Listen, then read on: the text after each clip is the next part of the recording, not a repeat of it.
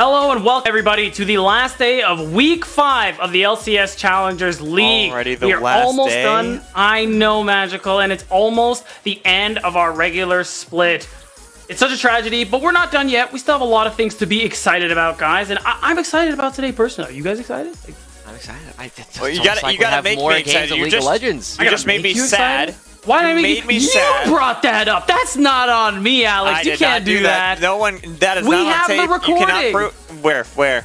It's right here. We're on Twitch. Yeah. Also, you're the one who said it first, not me. And so you made me sad. Speaking of, quiet, Alex. Speaking of, we're on twitch.tv/PathToLCS. If you're just stumbling across us, we have another stream over at twitch.tv/LCS_Challengers. Check that one out because you want to support all the players here in Challengers League. Obviously, why wouldn't you want to do that? And we got a lot of... What's up, John? I just gotta say, there's something about the Canadians, and they just are always ready to shut the rest of us down. Quiet, Alex. We need that every now and then. Dude, me and Sierra, we're fighting for our lives out here when we're flexing. We're outnumbered by you guys at every turn. So, we just got to assert our dominance wherever we can. But anyways, we got to keep it moving, everybody. We got a lot to talk about in today's pre-show because not only is there NACL going on, of course, we have the NACL qualifiers, and the first one just ended. We actually have our champions. It is Team Ambition. We got a tweet from them to check it out, and we do have some names that we recognize in the scene, right, guys? Yeah, Holy Shark. That sounded insulting almost. There's some names. Promise, you gotta put some respect on these guys. I promise I was forgetting the word names. I will out myself immediately. All right. I just gotta say, Porsche been one of my favorite players to watch. I mean, I've known him for quite a while, but recently has been playing quite a bit in collegiate, having gone back-to-back as champions in collegiate. And Levitate and Snow should be familiar to anybody who is watching the promotions into summer. These guys were both playing for Team Tony Top. Yeah, exactly. Seeing them win. And they were the team that got the big upset, the backdoor victory against Mirage Alliance with having 4 players that we know. So actually all 5 players, let's be honest, of Team Mirage Alliance that we all know and love through the Academy/Challenger scene. The fact they got the upset win there, but then carried that through the finals and were able to pick up a 3-1 victory over Winthrop University. It's just great to see from these players. It is, and we even got some footage from the finals. It was a 5-game banger, guys, that they had going on there. And I mean, a lot of sick gameplay coming through here. Of course, Team Ambition took it in the end, and it was pretty exciting for them to be able to do that. You earn a lot of points towards making it towards that promotion tournament, and, well, getting first place. Team Ambition liking their chances at making it into the summer promotion tournament. Yeah. It is worth noting that whoever does win the second promotion qualifier tournament will automatically qualify into the promotional tournament, whereas on the other hand, I mean, these guys, they have basically secured their spot almost, right? Just winning the first one gives you so many points that as long as you play in the next qualifiers, you're probably going to get enough points. I mean, you got to still do well, because that's like you never know. We've seen before that a team has won and then afterwards completely bombs out in the group stage, doesn't even get more than 10 points. So there is always the possibility that doesn't happen. But for Team Ambition, with how they looked in this finals, right? How they were able to even beat Mirage Alliance, like I was alluding to before. Yeah. We have to expect great things from this team. And we already know, like Levitate Snow, you're talking about that, Josh, playing for Team Tony Top. We got a little bit of experience with them, but Limo is another one of these players, a young jungler that honestly has been constantly going on the rise, getting better and better every single time I watch him. That I'm always impressed by the gameplay he's able to bring. And then Kachu, the mid laner, someone who is more of a relatively unknown before, I'd say, if last year, has really been starting to make a name for himself every single time. In fact, I think you were talking about this with us, Beat, beforehand, that he subbed in for Town with Team Ambition, who went over and played for CLG Faith, and he was able to perform well. He looked great here on Team Ambition. Pretty good. His Champs Q games when it was going on looked good as well, but we got to keep it going. Josh, you hinted at it. NACL qualifier number 2 applications are out. Are you thinking to yourself, damn, I could beat those teams? But man, we didn't play in the first tournament. How are we going to make it into the summer promotion tournament? Well, you're in luck. You win this tournament right here that's going to be starting in a couple of weeks' time. You're going to automatically make it to that summer promotion tournament and play against the bottom 2 teams in NACL so that we can see you maybe in 2024. Very cool. Maybe. Maybe. You do got to be fast about it. Applications are closing in just a couple of days, so make sure you if you don't have a team put together, gotta scramble, get some friends. If you need to get someone, I'm always available. Still looking to play in challenges myself. I'm available too. Do I count? Yes. Moving on. You saw the link in the description. That's going on in a couple of weeks' time. Remember, applications close July 12th, but we also have a video from Mazel over at On the Range. We're going to throw it over to that to see what he's got for us. Yeah. Never been in a documentary before. What exactly a Challenger's Drive is? Our job as ranchers is simple. Make sure the players get where they're going. And where's that? Well, the LCS. Put it on the top button. Never been able to get these right. How's the drive been so far? Well, the drive's been real rambunctious. Our critters are a lively one this year. Remember, look at the camera. What's been the biggest moment? Well, the biggest moment, there's too many to count. I have to think. I remember this one. By golly, Zyko put on some goalie gloves and he was doing nothing but protecting from Maryville University. Now, this ain't been an easy road to the playoff trail for this team. They've had some ups and downs, but luckily Zyko was right there ready to give them the horns, baby. This next one's a doozy. It ain't been all bright-eyed, bushy-tailed for the Supernova team on their way to the playoff trail. It's been bloody. They got knocked out a couple teeth here and there, but Quacker ain't one to back down from a fight, and he's gonna show them just how to do it too. He's gonna give it to them left, give it to them right, and take them out all night. Now, there's a couple things you want to have when you're heading off to the playoff trail and you're on a cattle drive.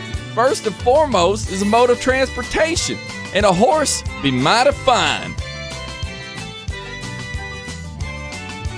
Now, when you're coming from Cincinnati, you're going to be a little bit fearful. All right, this team is jumping for guys, can I get one word in edgewise, please?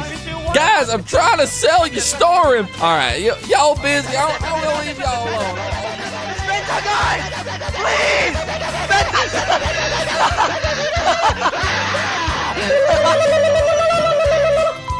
So what's up next for the drive? It's going to be a bit of a roughing at the playoff trail coming up. Only 2 teams can make it to the LCS. It's going to be a doozy. Who do you think's gonna do it? At this point, it's up to the critters. Only they can tell.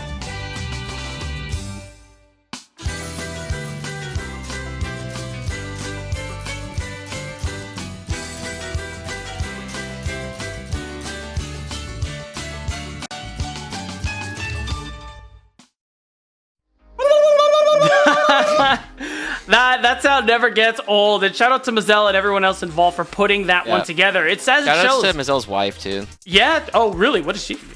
Lulu. Oh, was that? True.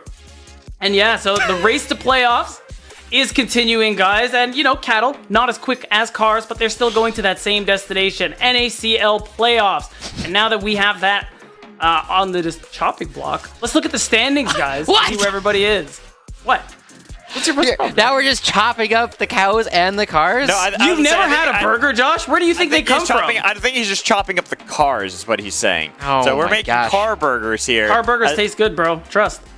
All right, I'll take your word on that one. We do have a bunch of real separation finally happening in the There we league, go. right? We do see Team Liquid FlyQuest starting to set themselves apart from the rest of the league. But on the other hand, remember, it is that 8th spot that is the most important. We have a tight race down towards the bottom half of the standings. Team Fish Taco and Supernova 1 game behind Maryville in order to try and find their way into the playoffs. And only 2 games behind AOE and EGC Yes. as well. That and with the fact that we have best of 2s, that can easily be changed in just a matter of 1 day. Then you even see there's a battle for 3rd place going on. You talked about FlyQuest getting a little bit of a lead, while Wildcard, Disguise, and Fear, they're all within 1 game of each other fighting for that 3rd place spot.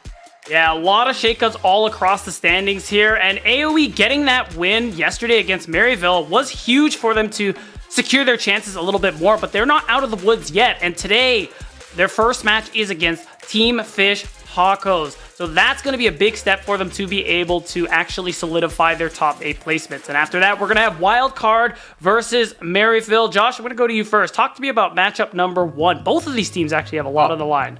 I mean, this is probably the biggest single series left in the season for Team Fish Taco, right? They are a team that is currently sitting at the bottom of the standings, but unfortunately, their road doesn't really get easier from here, right? AOE are a team that is currently in the bottom half, and they are currently looking to play up against teams like Team Liquid and FlyQuest in the rest of the season. But Josh, they still have to play against Maryville on the very last day. Yeah. So I don't know if I'd say this is the single most important game, but it definitely is tied there with the one they have to play on the last day of our summer split against Maryville, because this right here could determine whether or not Taco gets out of that promotion tournament and gets into the playoffs, or if they are solidified there, and AOE are the team that make sure that they are solidified out of it. And let's look at this Team Fish Taco lineup. Alex, back to you again. This is a team that have, they've been struggling. Let's just be real about it throughout this split. These last couple of days, weeks, we've seen some sparks of brilliance. Spawn is a player we're really excited about. Onat has been improving, but what is your take on this team and their actual chances today and beyond? Okay, I don't know who said this, but Team Fish Taco are probably the best worst team. I think Onan actually was the one who said that, because this team, they might be in last place, but there is not a single team in the Challengers League that has single-digit wins. That is a huge growth from spring to summer. Granted, less teams, so you could always argue that as well. But the fact that you have a team like Team Fish Taco that came into the split, where we're like, all right, how good are they going to do? But how is Onat, this new mid lane, going to really hold up against a lot of the mid laners we've seen many times here in the Challengers League?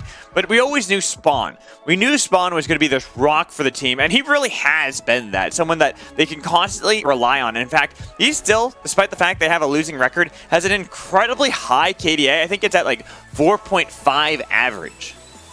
Yeah, it is a lot, but their opponents are going to be AOE Gold. Josh, 2-0 yesterday against Maryville, and this is a team who had a 4-2 weekend in Week 4, really starting to turn things up, and I don't think they're going to slow down yet. And that's what's going to make some of today's game so difficult here for Team Fish Tacos, because AOE, not only have they gone 6-4 so far in the second round robin, they've done it against most of the top teams already, right? They've gone 1-1 with the Skies. They've gone 1-1 with, I believe it was FlyQuest last week as well. And the way that we are seeing them play all of their different games is going to be something that will help them out quite a bit. Something has very clearly clicked here for AOE Gold, and they are absolutely pushing to not only make their way into the playoffs, but even maybe have a better seed. Also, I will say they did get O2'd by FlyQuest. Oh, it was wildcard. Oh, okay. It was It was wild card. It was there wild you card go. that they got the 1-1 against, which still is a big glow up for this team, right? A team that is still fighting for the bottom, and if they pick up a 2-0 here, that will separate them in a great lead away from the pack that we're kind of talking about. We are starting to see some separations as we get into the conclusion of Week 5, going into Week 6. That would be a great way to kind of go into that final week for AOE.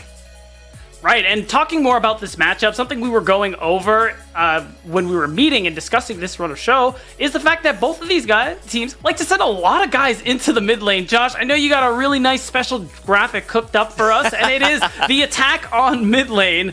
On that day, mid lane received a grim reminder. Yeah. I made sure that this was something that we were allowed to put on the broadcast. And honestly, the Titans that we have been seeing from both of these squads, it feels as though seeing both Rosethorn and NXI, as well as Will and Breezy, have been working together super heavily to try and make sure that whatever mid lane they're playing against is having a miserable time, right? The number of times where they move as 3 to try and take the opposing mid lane down is a lot, and that means that we're set up for, with this similar style, a lot of 3v3s happening in the mid lane relatively early on in the game.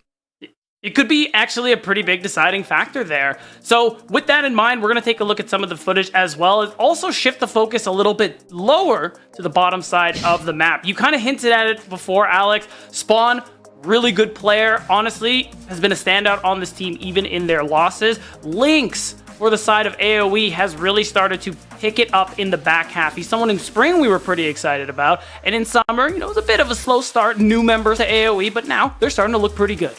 Yeah, having switching supports from Spring to Summer, from Skytech to now Breezy. You were telling us, Beatdown, when you actually got to talk with Lynx before an interview, how he said off the record how easy it is to lane with someone like Breezy, how he makes the game so much easier for you. This is something we've always known about Breezy, but this is something that actually has really helped build up Lynx as a player. Someone that we've been so used to being this late game hyperscaling sort of marksman. He can play more aggressively in the lane phase now. He can look for these 2v2 fights because he has that confidence with Breezy to back him up. Or if they need to, they can put him on something like Ziggs where he can dominate the lane, allow his Breezy to go elsewhere, and then Lynx is still a monster when it comes to these team fights. His positioning, it's so difficult to get on top of Lynx because he makes sure that he is so far away from everyone else while still getting plenty of DPS that nobody can touch him. Like, look at this play. How many times he hits the bombs? He's not touched at all as Ziggs. And it's not like he's playing that far away or not really doing anything. He's throwing bomb after bomb after bomb. Yeah, I do want to point out something there, right? The fact that he's playing off all on the sides, that has been both his biggest strength and also his biggest weakness. We've also seen teams like Evil Geniuses have had opportunities to find their way into the backline. And so that's the one thing I'm looking for Lynx. He's proven a lot more aggressive in the second half. Just needs to make sure that when he's playing those isolated pockets, that he knows that no one's actually there to try and dip their fingers in. We'll see if he's going to be able to do that today. And again, shifting focus to the bot lane on the other side. Taco Gaming, Spawn, and this team overall, not just off the back of Spawn, but how they've been improving little by little, Josh. Before we went live, I kind of had my sort of hot take with you that I think of the bottom three teams, Taco have actually been playing the best League of Legends. It's just been a really rough go for them. I think Spawn has been a really big part of that, and I was really excited about Spawn in the first half of the season and his willingness to step up more aggressively during a lot of these team fights. Now, the counterpoint to that is he's also the player most willing to say, nope, that's not happening, and that's definitely been a spot that has been a bit of a pain point for Team Fish Talk about watching the aggression that this guy has been bringing over to this side of the rift has been a big boon for the rest of the squad. They've been consistently taking fights that look hard to win, and Spawn will step up to win them for them. He's going to need to continue stepping up today. Remember, Team Fish Taco, between today and their upcoming matches are playing against Team Liquid Challengers, FlyQuest Challengers, and Maryville University. It is going to be a tough road for them to get it done, but if you think they can get it done, or you think AOE will take the win, spam in chat down below who you think is going to win. Taco for Team Fish Tacos, and AOE for AOE Gold. Lads, draft is ready. I'm going to let you guys take it away with game one of the day. All right, thank you, Beatdown. We can get rid of the Canadians, and it could just be us from the United States now. What the heck is a kilometer? I had to flame Beatdown on his way out, even though I know it's his first. I don't actually know if it's his first time as Flex, but it's not. It's his second time. I actually had him both times. Oh, wow. I had him in week one. It was me, Steve, and Beatdown. It was probably the most chaotic desk we've had this entire split. But as we start getting into this one, without me being chaotic? I know, we were all surprised too. There was a lot of fire being thrown during that one. But as we start getting into this one, we do have Team Fataco on the blue side and AOE on the red side. We've set it up quite a bit, right? The way that Ona and Darkwings have been getting so much support from their junglers and their supports has been crucial to both teams' success. And so far, AOE have proved that they can do it against some of these stronger teams in the league. Again, picking up wins off of Disguised and Wildcard in week 4, and now they're looking to make sure that they are going to continue improving their record. We already looked at the fact that they are 6-4 here. They've been above 500 in the second round robin. This is supposed to be one of AOE's easier opponents based on what we've seen in the standings. Yeah, at least supposed to be. But then again, it is Taco. And Taco has been a team that has constantly surprised us through the brackets. The fact that back in the first part of the round robin, they were able to get a 1-1 split against TLC, I think upset a lot of people's expectations as well. This team has really had really high highs and low lows, and that's been the big thing with Team Fish Taco. We look at someone like Spawn. This guy has been like the rock for the team. That has been the one consistent factor that they've really been able to rely on every single time. So getting him something that he's going to be really comfortable on. This Kaisa, the flexibility that it has, it is nice to have that early on in the draft for Team Fish Taco, but based off what we've seen from Taco in the past, we expect that this is much more likely going to be a Spawn pick than anything else. Oh yeah, and it's always interesting to see on the other half of the map as well when whenever people are going up against NXI, you know that he's had way more success on a small handful of champions. And when we do see this rel come out for AOE, you pretty much guarantee that's going to be pushing NXI towards the Rakan in particular, right? It has been something he has been having a lot of success with, and one of the few champions where he has a lot of control over when all of these fights are actually starting. And so, with the Aphelios getting picked up for Lynx, as well as this rel already grabbed for AOE, I feel like Team Fish Taco is really pushed to grab the Rakan here at the same time. Yeah, that's what I kind of feel like that is an option they can go for, especially with what we have seen NXI play. Like, I think on the latter half, ever since 13-11, when we look at how NXI his play has been, these engaged supports really have been the go-to, the strong points of this jungler switched over to the support, and has been working really well with Spawn. I think that's been the big thing, and why we've been seeing Team Fish Taco be so competitive, is that NXI does feel more enabled when he's on things that can engage, where he can join up with Rosethorn to attack that mid lane time and time again, similar to what AoE like to do. Yeah, but they do have the NACL coming through. Now, it is worth noting that here on 13-13, it has been nerfed a little bit, but is honestly, the fakes are absolutely just placebo, right? The nerfs are not real, and Team Fish Taco are going to be grabbing the NACL and the Ivern up here for themselves. That will be very likely mean that we will be seeing some bans toward NXI in the bottom lane. But right now, the big question is, how do AoE actually want to be playing up against the Ivern? It is so good at enabling so many different characters, and so far, the answer is, well, we will deal with it first by grabbing the Azir. We will be pushing Ona out of all of these fights with the Emperor's Divide. Yeah, and still with this rel, we look at this pick for AoE. We expect it to be for Breezy, as Breezy has always been one of these players that, when he's on engaged supports, has been so good. His Alistar in the past was something that people would constantly praise. It was his original OTP too, according to Breezy himself. But since then, he has grown out of just having to play that, has done well on many different styles, but rel really fits in with what Breezy has always done best, which is set up the rest of the team. However, we have seen rel kind of grow outside of just having to be in the supportive role. It could be a jungle pick for Will, but that's also then counter to what Will normally likes to play. Yeah. I definitely am hoping that this rel is going towards the bottom side of the map. So we see a Garen ban coming through as well from Team Fish Taco, putting it down onto Concept. But as you were kind of alluding to, it is something that we have seen Will play, or at least consider playing in the past. Just because it is something that they have done, we've also seen that AoE have really struggled when Will is not playing something that can bring them some damage to the forefront. And right now, I mean, AoE have plenty of damage. It's not as though they need to grab another tool there, but instead, they're going to be locking down NXI with the Alistar to prevent that from headbutting the rel away.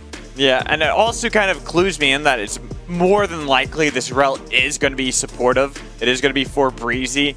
Even though the Alistar, regardless, is always going to be a good pick against rel, to me, this is just AoE saying, yeah, you know what? We just want to have Breezy on something he is comfortable on. We'd rather have Will on something he is also comfortable on, and going up against Rosethorn on that Ivern, as you had called out, Josh. So difficult to really deal with. And I think it's something that can play really well around ONAP being on this Nico. Something that, as you said, the nerfs were kind of more placebo. I think that people overreacted, being like, we can't play Nico anymore. She is still so strong as a champion, still has great wave clear, and having something like an Ivern to support that, I think is going to help out a lot. And that is why I like this pick for AoE, the Wukong, to really attack that Ivern early. And it's also something that pairs incredibly well with the rel on the other side of the map, or just in the support, but just because you are so enabled to go for some of these big fights. You land one of their ultimates, you start landing the other one. Makes it very easy to go for that play. But now Team Fish Taco, they do grab Lunasia's Olaf up in the top side of the map, and now we need to see what it is that NXI is going to play. We saw the Nautilus hovered already. I am personally a bit more fond of the Rakan in this kind of composition, but you can play a variety of different things. I wouldn't hate it. It's not bad. I don't hate that. I actually prefer that over the Yuumi. Yeah. Janna is really strong. Okay. Okay, good. Okay. I was about to say, I've just not been impressed with NXI's Enchanter play so far. So instead, it is going to be the Nautilus. That's the bigger thing. NXI, his engaged supports have been far better, more placed the style that we're used to him back back when he was a jungler, being the engaged player, the one to set up the rest of the team, which is why I think the meta really has shifted to benefit NXI in many ways. And speaking of benefiting in many ways, Concept getting the classic Mundo top lane up against Lunasia's Olaf. Now, this is an interesting one, right? This is, I think in most drafts, this Mundo kind of automatically wins, right? Just because you look at the other side of the map and it guarantees that you're not going to be dying to spawn. You're not going to be dying to Onat just because you are going to be so tanky the entire time.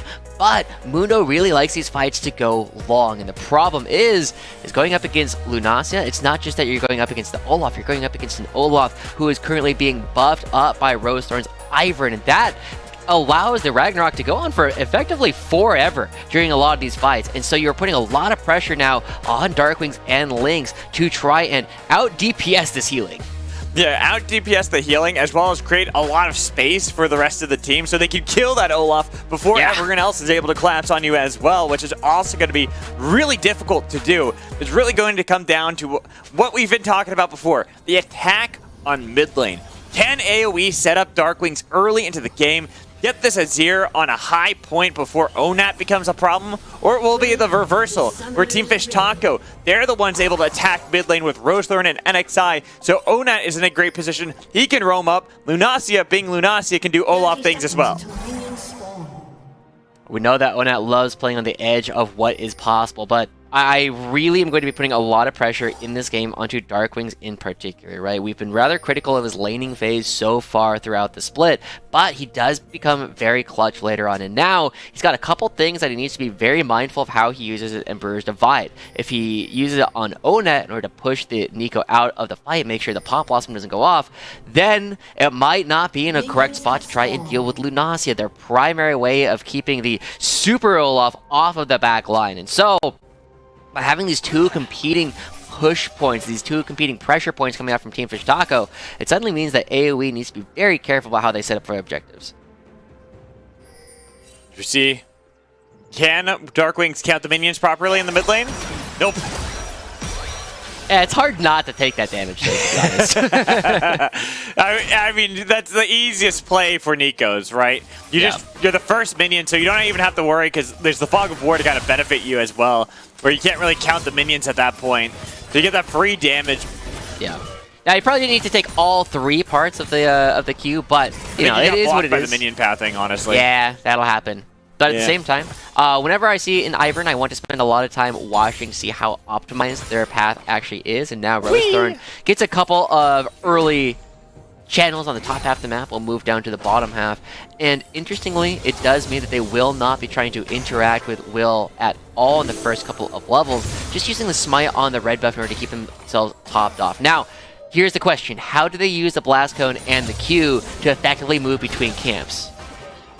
I'm watching that right now. All right, inefficient. Yeah, inefficient. Inefficient. You gotta. What is it? You throw out the root collar onto the wolves. You take the blast cone. You smite the blue. Go back to the wolves, and then go to Gromp, right?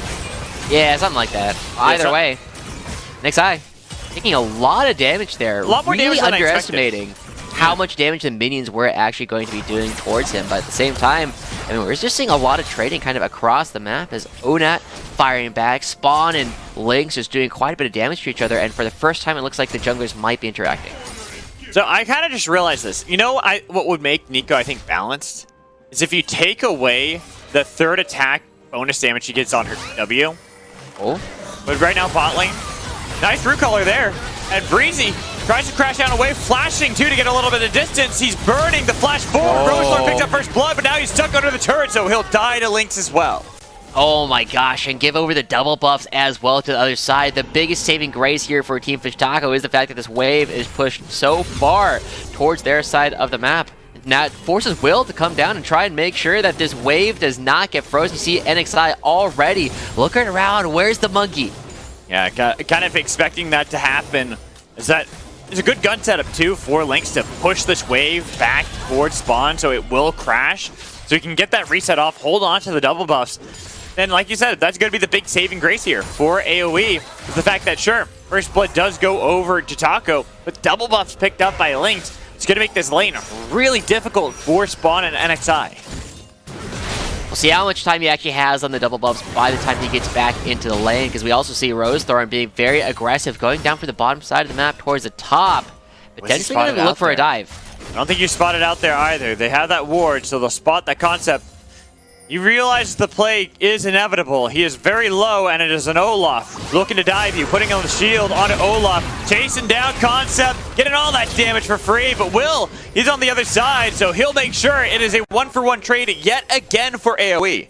Yeah, the 1-for-1, but Rosethorn still getting potentially very strong across the map, just being faster than his lane opponent, and now also going to be picking up the Raptors from the Monkey as well as he looks towards the mid lane. He is still trying to find what the best usage of the time is, and with this no smite. Oh, he does have the smite. I was looking at Will's smite. All right, just kidding. He does get the Raptors. Just taking even more away. Taking more away, but I think the big thing is that that's 2 times ganks have been attempted by Rosethorn. 2 times that has been traded evenly by AOE as well. And even bot lane, we're seeing what happened from that first play. The double buffs for Lings makes it really difficult for Spawn, who is on his lonesome since NXI was on that journey to look to impact mid lane. Means that another wave is going to crash in, but this time, I wouldn't be surprised if a plate falls for Lings. Yeah, they have a lot of pressure here, and with the flamethrower, right, you're able to do quite a bit of poke through all these minions whenever Spawn and NXI are sitting around, and it will equalize a lot of the CS advantage that Spawn had built up because they've been taking so much damage during the laning phase. They're not going to be able to stick around. They don't know where Will is on the map, and they have to respect the possibility of a dive. But this is also coming at a potentially perfect time as you see Will coming down towards the bottom lane, can start up. Oh, Lunacia flash forward for Concept, who doesn't have Ghost either, nor the ult. He's got no escape. Another solo bolo for this first blood solo kill king. Oh my gosh, that is just so much money going over towards Lunacia. We knew this guy was going to be a problem. The Mundo coming through right off the bat, already not looking too hot. This is supposed to be a lane bully that can potentially go even. It feels as though AOE, they might have dragged themselves into a massive hole because we've seen what happens when Lunacia gets fed. Yeah, and I think a lot of that comes back to the fact that with that gank from Rosethorn into the top lane, Lunacia got the kill credit there against Concept, so he gets to come back into lane with a little bit extra, even having an experience lead over Concept that he utilized perfectly. He realized, hey, Concept, you're level 5, I'm level 6, I got Ragnarok, I have Flash, I can easily chase you down, and you have no way to escape me. Yeah, I mean, there's just not a whole lot that can really be done. We are seeing that it is going to be a 20 CS differential already at only 7 minutes into the game. Concept is so far behind. This character really relies on being strong enough to stand up to the damage that Spawn and Lunacia have. And, I mean, we were already saying how much pressure was getting put down onto Onat previously, or onto Darkwings previously. That is putting even more pressure because now you can't really rely on your front line even surviving. Exactly. It's going to be a long time before this Mundo becomes a relative threat that could even stand up to anybody. As you can see right there, now that he has level 6, he does feel a little bit more confident playing up against Lunacia, since Lunacia doesn't have that Ragnarok available just yet. But there's only so much he can do. He can crash that wave, but look at what Lunacia did. He held the wave for the most part, keeps it frozen, and now Mundo can't do anything. Yeah, Will coming around trying to steal away the blue buff, but it's already smited, and Rosethorn has Daisy. That's Daisy. Doesn't even bother popping it. The fact that he's been spotted out, you can see that Concept was playing a bit safer as well. Now that Concept, he'll have his Ghost back up. Has that Masochism as well, that he can escape from a lot of danger. But Lunacia, he says, you know what? Screw that. I can still fight you. But Will, the fact that he is still on the top side of the map, Lunacia realizes as well that he cannot fight against both Mundo and Wukong. He has to fall back since Rosethorn was looking to impact mid lane so they can then turn for the Rift Herald. But now, as Lunacia continues to chase Concept back towards his turret, shouldn't be able to dive this one. Should be a little bit more difficult, as you can see right there. That's what I'm talking about. You missed the undertow too! Concept, he picks up his own solo bolo. Oh, Lunacia being a little bit too confident just across these fights. I love the idea of going after Concept after the ultimate is already down. But he did it the first time when Will was right around the corner, couldn't get as much damage down. You gotta land those Qs to find that kill. And now Will, as he just leaves, he is going to be letting this Rift Herald go over towards the side of Team Fish Taco. NXI has already roamed up. As we take another look at this 1v1, I mean, Lunacia, with both of their ultimates down, can just start landing these consecutive Qs. You see the damage that he is able to do. Unfortunately, as he starts going for it, just missing the last one here, overestimating the damage. Yeah. That last little heal that Mundo gets there, I think Lunacia got a bit surprised by that. Honestly, it was so close. He was down in the double digits of health before he got that heal off. That allow his concept to survive. Then missing the undertow, as you said. I think even if he hits the undertow, it's a trade of 1 for 1. But yeah, it depends. Depends on how quickly the triumph comes out. Yeah, true. That is very true. But either way, on the other side of the map, with all the pressure that Lunacia has been putting down up there, the bottom half has recovered incredibly well, right? We saw some CS deficits coming out for Lynx and Breezy, but they've already recovered that. They are taking control down here. And if you're looking at Lunacia on this Olaf, one of the best champions to actually try and deal with him in terms of damage has been this Aphelios in the past. And so far, with this advantage they've already picked up, 3 plates having gone down, they are going to be very rapidly moving towards all the damage that they need to order to just burn through everything that Lunacia and Rosethorn can build up. You can see where a lot of the gold leads are at the moment. This Lynx kind of getting the better end of things at the moment, having about almost 1,000 gold over his lane opponent here in spawn. And a lot of that comes back to the fact of that first gank where, yeah, first blood went the way of Team Fish Taco, but the double buffs of Lynx gave him all the lane priority up against Spawn, where Spawn's now struggling. Look at that. Spawn's way at the bottom, while Lynx, he is the top of the gold chart. Yeah, huge turnaround there, and also as we look towards the next dragon, the fact that Lynx will just be ahead of where Spawn is in terms of itemization. He's got the Berserker's Greaves already completed. The attack speed is nice. The big thing there is just having the extra movement speed to move around these fights can help out AOE quite a bit there. Starting to clear out all the vision. It seems very obvious that AOE are getting ready for a fight. Yeah, they're looking for something, but Concept fights top lane, and this time it's not going to be a solo 1v1. And Lunacia's got backup in the form of Ivern, who takes the kill credit over Mundo. But bot lane, as you talked about, this was the play from AOE. Moonlight Vigil, look at the Wombo combo. There goes Spawn, and NXI hits the dirt as well. Oh my gosh, a huge arms race is already continuing in this game. Lynx potentially getting this first turret. They're trying to race for it. Is Lynx going to have enough damage? It looks like they will be getting it for AoE. They can chain it right on over into the Dragon as well, because they know that Rosethorn's on the opposite side of the map. And Rosethorn, opposite side of the map. You gets the crash of Rift Herald as well. So it is going to be the first turret. So, not for sure. It's going to be still a turret top lane taken for Team Fish Taco. A lot of gold picked up for Lunacia, which really is going to help out Team Fish Taco, where this Olaf is now going to be such a problem for AoE to deal with. Even if you have Lynx set up perfectly in this bot lane, where he is 2-0-1, has quite the lead here over Spawn. Yeah. But then you have to worry about this Olaf charging into the back line right on top of Lynx. What are you really supposed to do here as AoE to stop that? And that's the problem, because they spent so much of their time going for resets after picking up the turret. It should be Team Fish Taco's Dragon. Lunacia has already moved his way down towards the bottom half of the map, and Darkwing's taking half of his HP from a combo coming out from Onat. Means that there's just not tools available for AoE to try to contest this objective. It feels like a bit of a good point going towards what Beatdown was saying before. Team Fish Taco, it feels like they are playing the most textbook League of Legends, right? It feels like they are playing some of the best macro of our teams in the bottom half of the map, but right now, it just looks as though AoE is just so willing to fight. We haven't seen the attack on mid lane, it's been the attack on Spawn this entire time. Yeah, and I think that was just a clean dive setup there from AoE to answer the play we knew was happening on the top lane. Like, yeah, you know, we got the red-white, let's fight. You can use that well, but looking top lane on the mini-map, you can see that. Looks like Concept with the maximum dosage actually is going to get out of there. Onat does not pick up the kill. Yeah, super close. I saw his HP going down to what looked like maybe 100 before the ultimate was able to come through, and the Anathema's change.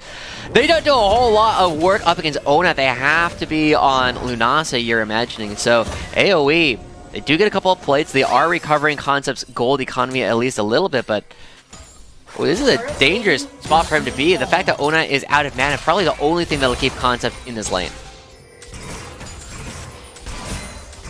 Speaking of keeping yourself in the lane, Lynx here, mid lane. Looked a little dicey for a second since NXI still hanging around that mid lane, was looking for a play, but Spawn has been put so far behind now on this Kai'Sa.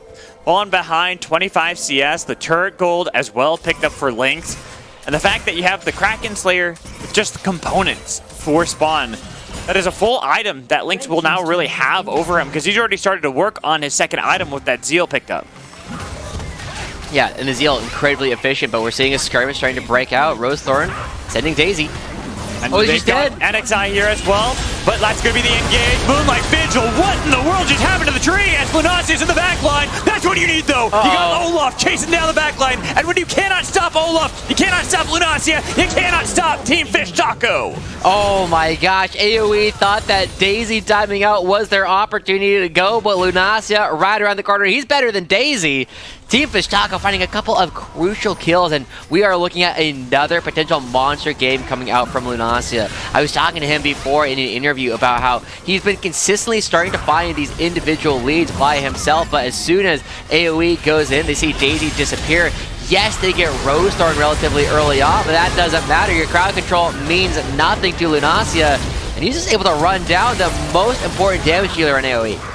And I think that's the big thing, where I asked you that, right, Josh? I'm like, well, what do you do to stop Lunasia? How do you make sure this Olaf doesn't get onto your Fed Aphelios? You need Dark Wings. You need Dark Wings, and Dark Wings, even with Dark Wings there to use the Shrima Shuffle Emperor's Divide, that's not going to stop the Ragnarok. He's still going to chase down Lynx.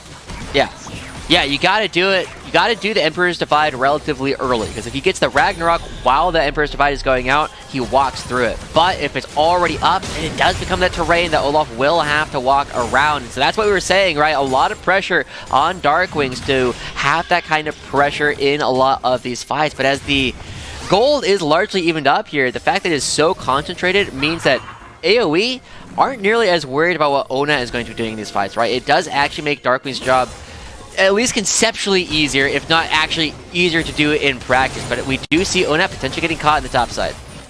Does look like he's about to get collapsed. It is Nico, though. Could be a little tricky. The Bramble Barb's not going to do too much.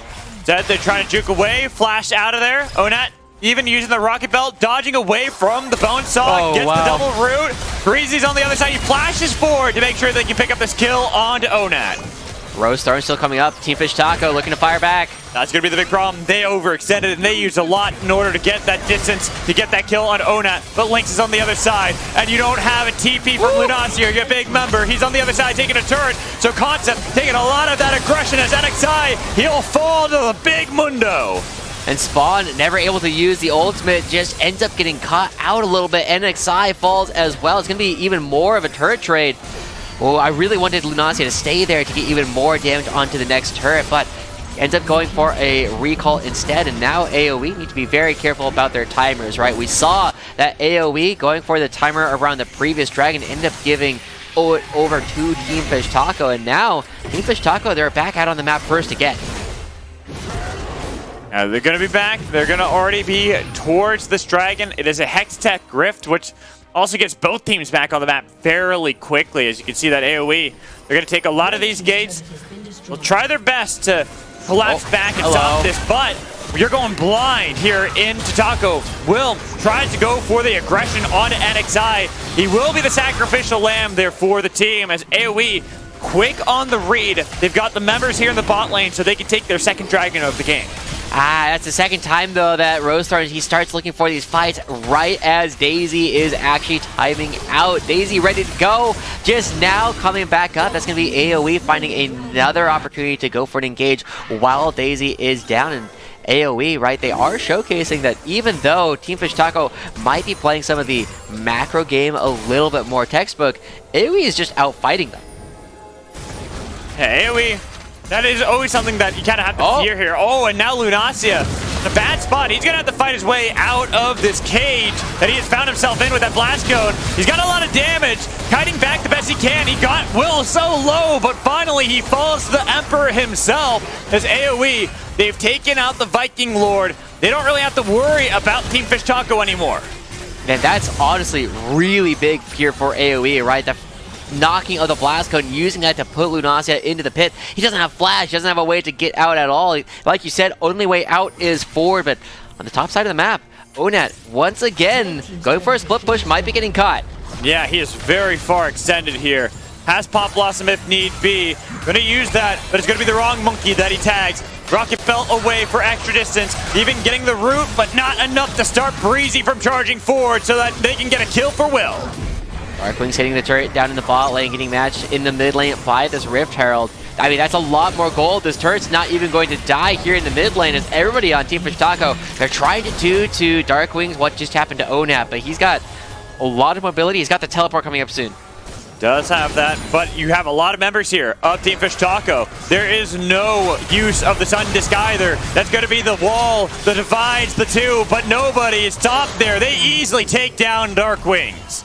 Shutdown going over to spawn. I mean, the gold feels like it's trying to stay even, but every single time we're seeing one of these engages come through, AOE picking up a little bit more, right? The fact that the mid lane turret doesn't fall for Team Fish Taco means that Lynx fires back, gets that one for AOE. The bottom lane, Darkwings, even though he dies, gets effectively 2 kills by taking down the structure as well. AOE, their gold is starting to ramp up, and while Lunacia had so much of his team's money and still does, they're starting to get the tools necessary to just out DPS him.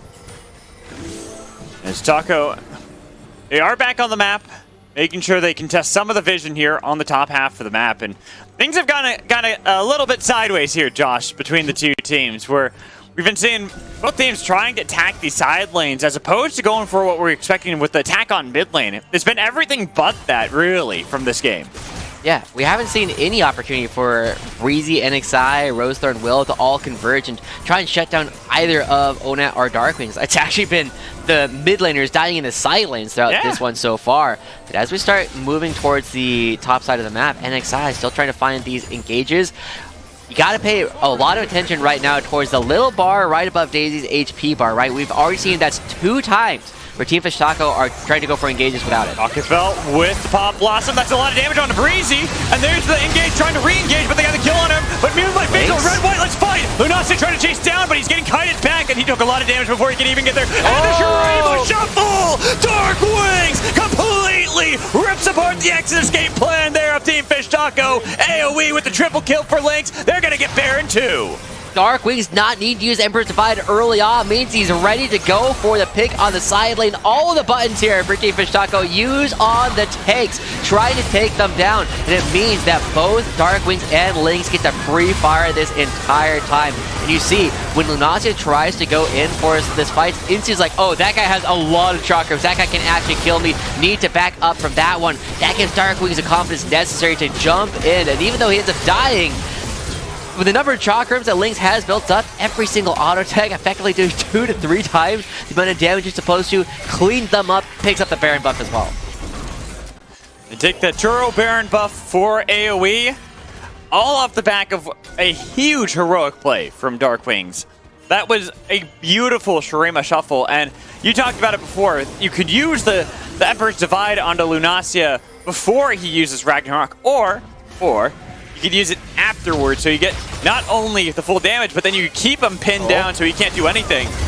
We just got to see in that last fight, but we're seeing another fight. Ruin a huge flash forward from Onat. They've got Lynx, and without him, do you have any damage? Look at Darkwings. He doesn't even want to enter into the pit. He's already used the wall, so he's got nothing, but they still got the damage. Lunacia chasing down Will. Gonna pick up the kill. He's got the flash. The flashing forward, but goes Golden Darkwing still alive, waiting for Lunacia. The Lunacia crashed down, picked off by Concept. Lynx getting picked off right at the beginning of the fight. It does not matter. Spawn, though, he's going hunting, but there's so much vision here.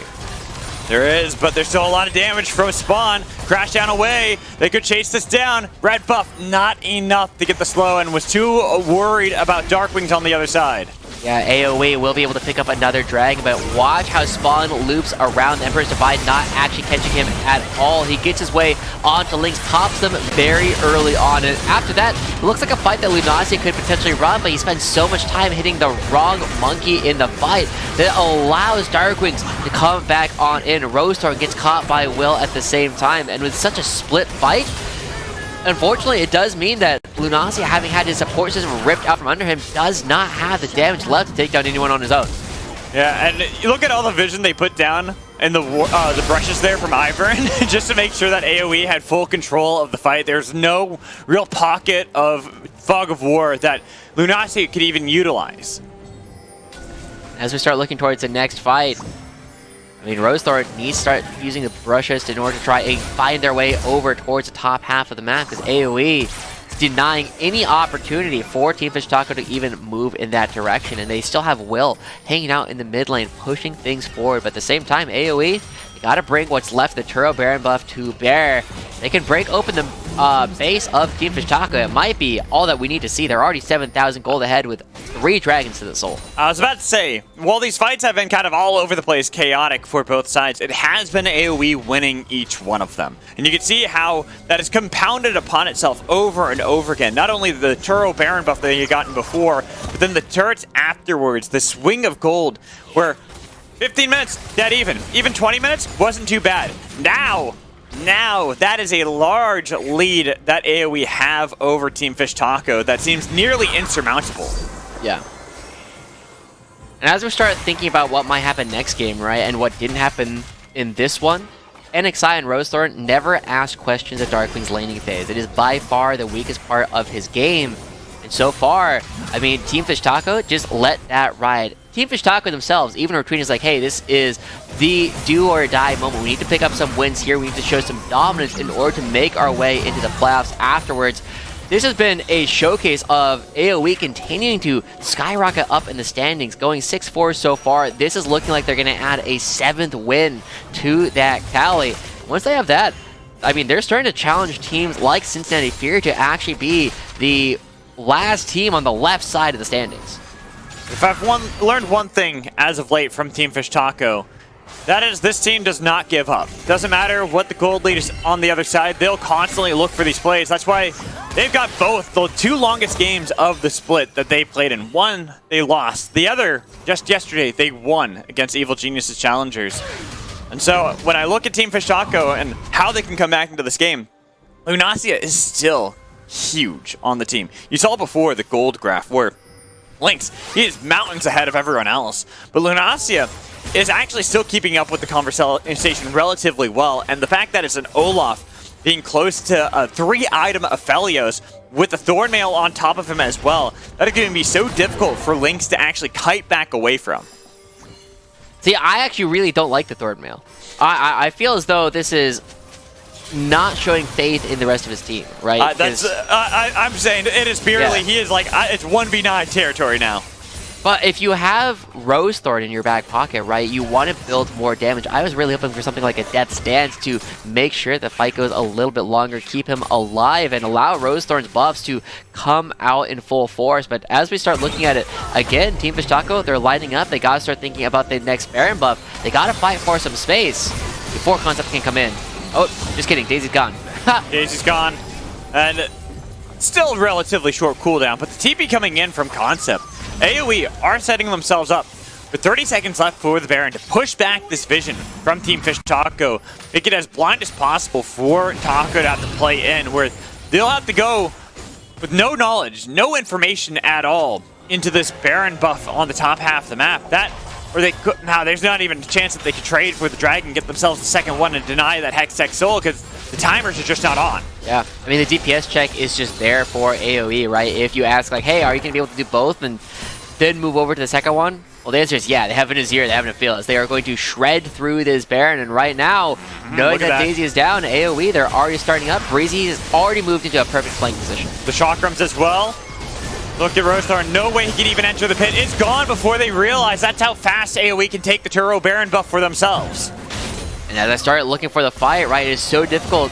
Team Fish Taco, at some point you gotta just throw Onet. Huge crash down, Breezy, lining him up for Lynx, making it so easy so Lunacia can't even get the kill onto Lynx. Everyone's dead around Taco, only spawn, and he's getting chased down. Those bones saw landing for an ace for AOE.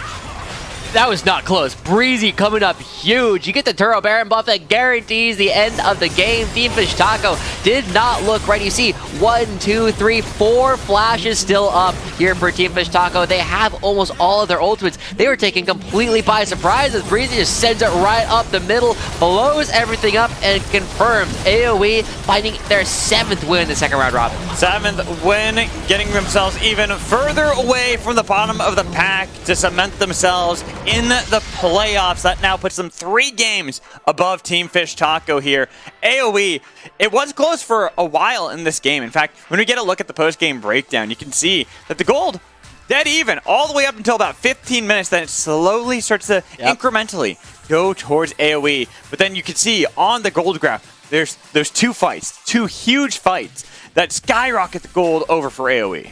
Yeah, and so much of what we have been seeing, right, AOE are really good at going for a lot of these team fights. Team Fish Taco have made a lot of their wins come out of that, but these have not been fights where we have been seeing Team Fish Taco look like they have been ready to take a lot of the time, right? Were desynced by a lot of their cooldowns. They weren't necessarily bringing everybody to the fights, and the fact that Lunazi had all of his team's gold ultimately means that he was also almost all of his team's damage. Yeah, by a long stretch too. Onat on the Nico, he only did so much damage, and as Nico, when you have that low of damage, that just feels bad, because that's the whole point of having the Nico, the Pop Blossom burst that you can have onto someone like Lynx.